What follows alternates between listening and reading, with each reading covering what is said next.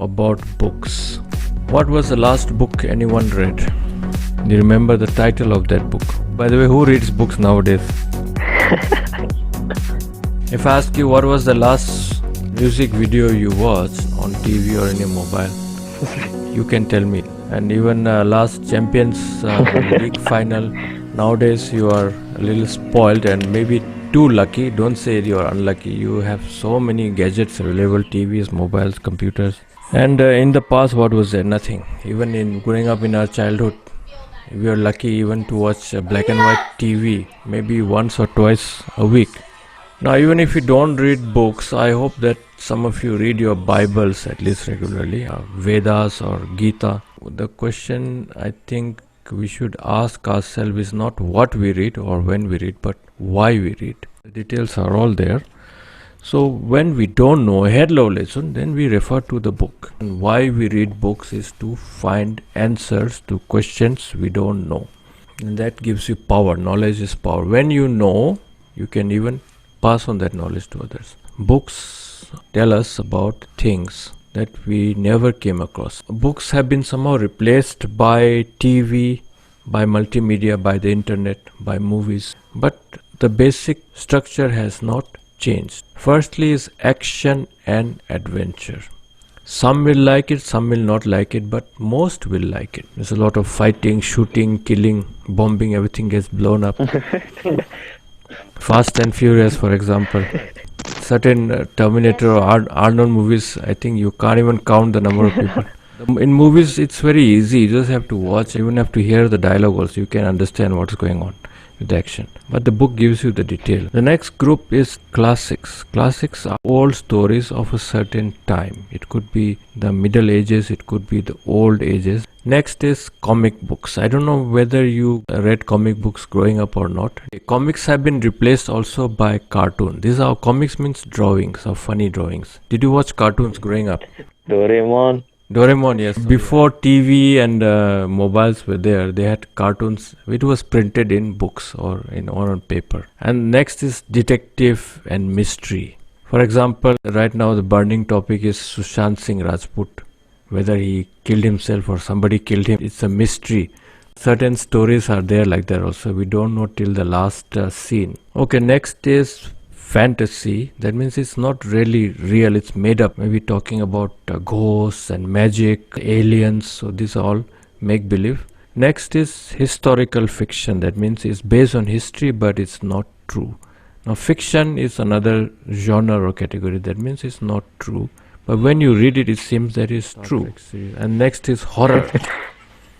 Horror is something I personally don't like to watch. but some people still watch it. It's still very popular. Some people, I think they get a thrill or they enjoy being scared. I don't enjoy it. Next is literary fiction. These are the genres. That means it talks about certain stories or a style. This is a little advanced. Even for advanced readers like myself, I don't really have the patience to read all this. Okay, next is romance. Love stories, let us say. Hum aapke hain kaun, dil wale dulhaniya le jayenge, Romeo and Juliet. Alright, all this. Okay, I'm comparing it to movies perhaps unfairly, but the fact is that somehow books have been replaced by movies. When cinemas, movies, TV was not there, how did they know these stories? They read the books.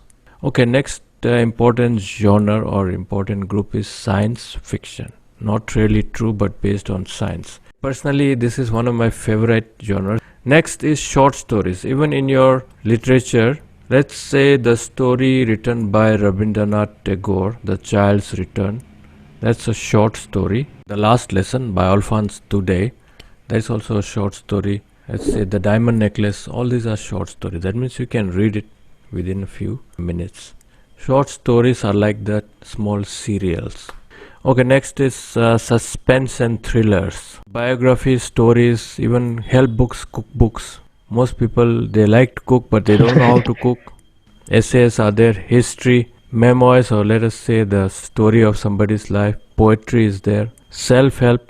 Somebody wants to learn, let us say, how to repair your own car, or how to grow a garden, or how to make furniture. So all this is there.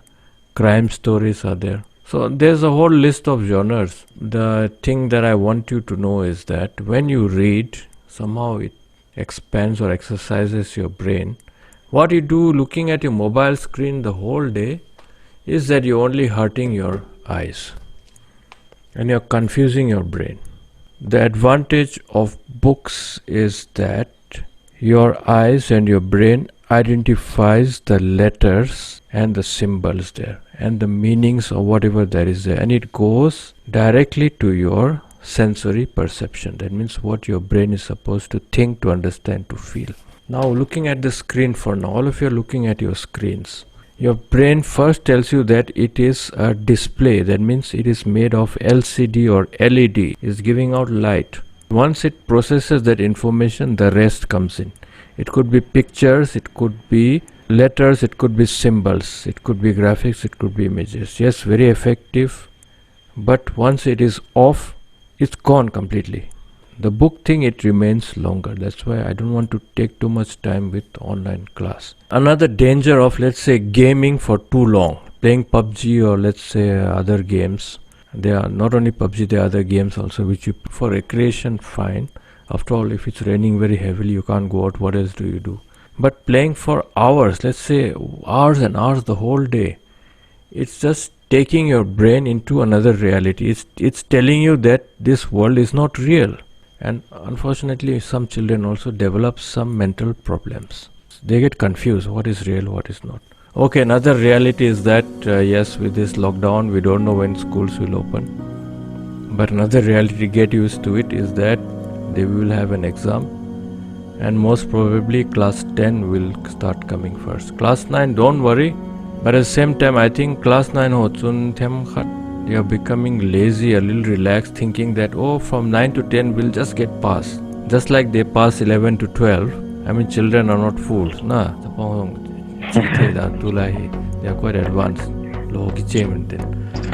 So they might be thinking that from 9 to 10 we'll get passport or a pass, just like even those compartment students. That may happen, may not happen. If it happens, very good.